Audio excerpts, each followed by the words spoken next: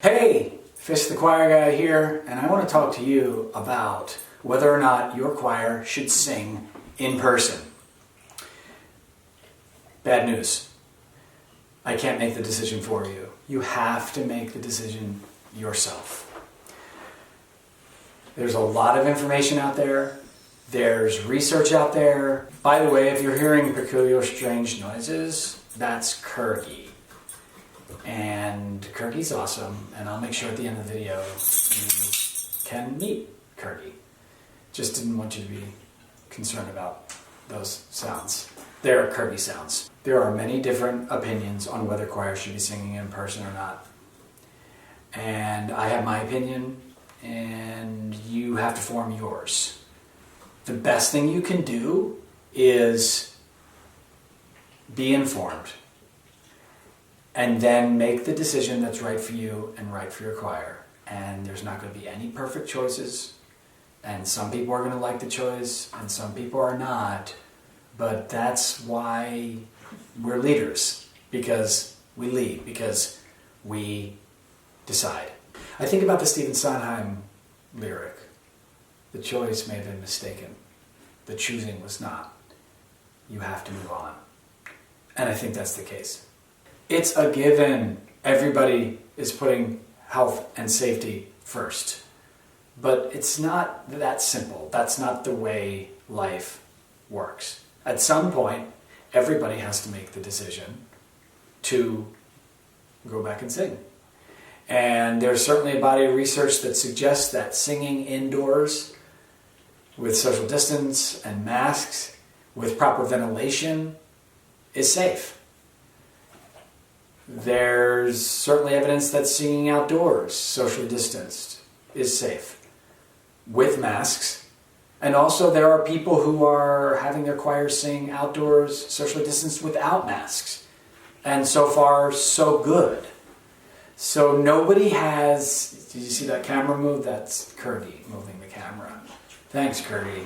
Let me tell you a little bit about how it's been for me and my organization deciding whether to sing in person or not. We are a community-based children's choir. We have decided that we were not going to sing in person for the fall.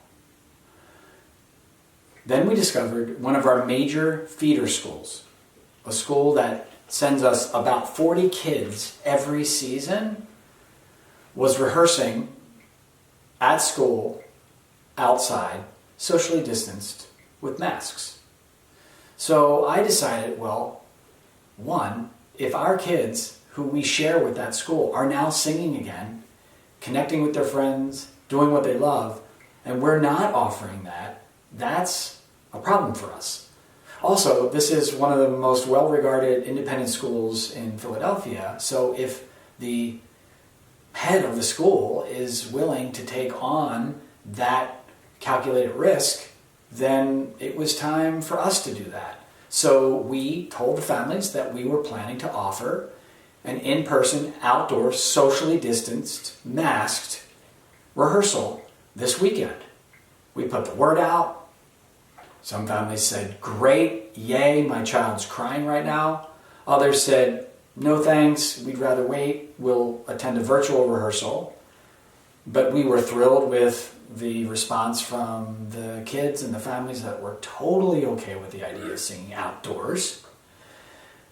And then, in the news, yesterday was the choir in Spain, a gospel choir of young people, who had a rehearsal indoors on September 11th, and then performed outside on September 13th, and to date, approximately 30 out of the 40 members of the choir have tested positive for COVID. So now we're saying, uh-oh.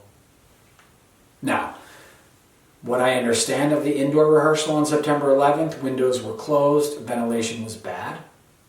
Other than that, supposedly the choir was socially distanced and masked. They feel like it didn't happen at the outdoor performance because it's outdoors. Who knows? So I don't actually know what we're going to do.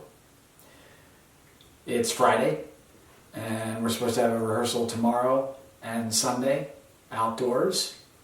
And as of this moment, we're going to have those rehearsals, but there are some concerns. Again, renewed concerns because of this choir in Spain. At the same time, there are tons and tons and tons of choirs, especially school choirs, who are rehearsing indoors, outdoors, with masks, a few without masks, and there's not been any problem, at least that we know of. Nobody has a monopoly on the truth. You got to study the facts, you got to assess the risk, and then you have to make the decision that is right for you. So, if you would like a cheat sheet, a primer on the basics of the science right now, you can visit coronachoir.org. That's coronachoir.org. And there will be a link to a one-pager primer on safety around singing in person. You'll also find a lot of other resources there. You will find the podcast Corona Choir with all sorts of topics, all sorts of guests. Every Monday, Corona Choir focuses in on the music itself and the music making. Every Tuesday focuses in on science and singing. Wednesday, we grab our virtual passports and go somewhere in the world to find out how they're dealing with things outside the U.S., where I'm based. Thursday is my favorite.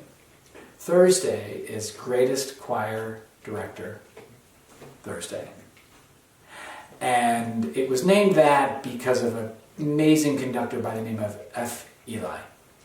And F. Eli gave a speech, gave a sermon actually, at an ecumenical service of ACDA back in maybe 2018. I don't remember the date. And he came to the pulpit and he preached. He said, choir directors, stop competing. Stop thinking you're better than, stop thinking you're less than, because you and your choir are in one little corner of the world, alone. You and your... Kergy is very active on this Friday morning. He's excited for the weekend, as I'm sure we all are. We're all in this little corner. In the tiniest little corner of the world, there's only one choir director and there's only one choir, and that's you. And therefore, you are the greatest choir director. And your choir is the greatest choir. So shut up and sing. And then Friday, Let the Kid Talk Friday. I work with kids as a choir director, so I call it Let the Kid Talk Friday because we don't like to hear from them in rehearsal, but we do like to hear what they're thinking and how they're feeling and how they're coping. Sometimes it's Let the Chorister Talk. Could be an adult chorister. Check out Corona Choir Podcast. And as I said, if you are trying to understand better the science of whether you should sing or not, you have to decide for yourself. Kergy the Choir Dog. Kergy the Choir Dog looking out the window. Kergy the Choir Dog looking anywhere he wants. This is what Kergy does. He's going to walk where he wants. He's going to move the camera when he wants. But he's awesome. And he's a Shar-Pei. And he is designed as a dog to look out. And there's him looking out. For me. And for all of you. For all the choir folks. Yay! Kergy the Choir Dog.